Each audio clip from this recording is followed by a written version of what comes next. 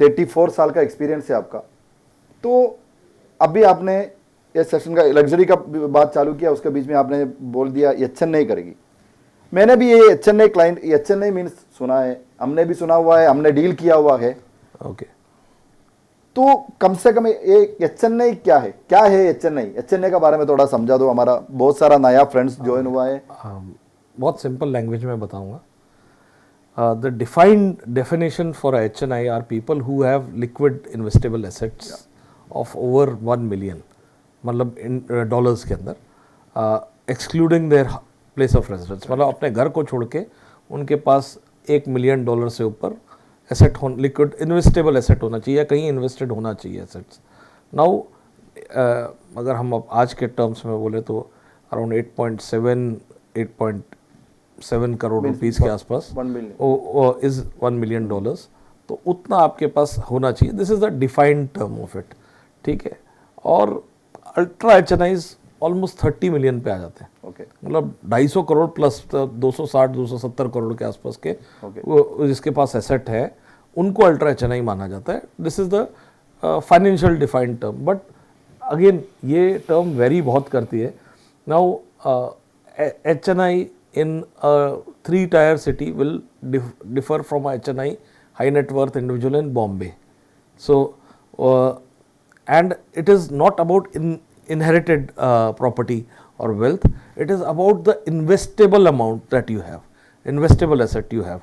So, that is the financial definition for that. So, I would request that you understand, take it to a pinch of salt, and ये भी समझ के लें कि ये term relative है।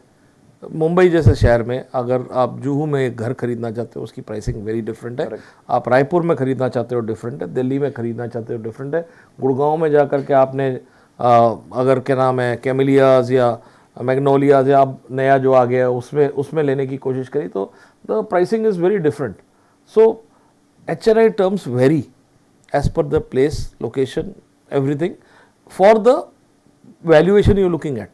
So, as for the property market you are going to tap in, you have to define your own target audience for that luxury segment you are looking for. The segment might be very different, might be a second home.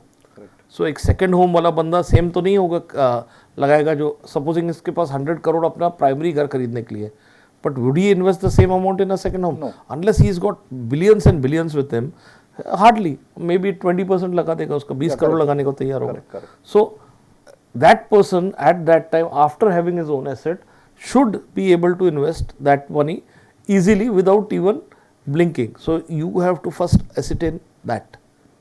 So that is that, answering that prices, your homework has to be done, and then you define what is a HNI, and only then you would be able to identify the right person for the right high net worth individual for your property that you are offering him. Okay. I would give you a figure also. By 2030, the HNIs in India are set to be equal to the population of Germany, the current population of Germany. So the HNIs in India should be equal to that. That's a mind-boggling number. Wow. Almost अगर मैं बोलूँ 8.5 करोड़ के आसपास. Wow. So that is the figure that the projection is of HNIs in India. So it's huge. So there are going to be enough people, and there are going to be enough customers for everybody, and it is one of the best markets to work in. The best markets to work in.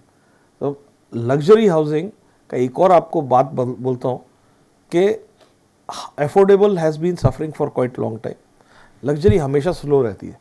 लोगों को लगता है एक blip might happen very small period for various reasons, जहाँ पे कुछ time तक transactions नहीं हुई, सडनली आपको लगेगा any market is heating up और going up, but luxury rarely goes down, because एक पैसे वाले आदमी को जब प्राइस नहीं मिल रहा होता है वो बेचता नहीं है।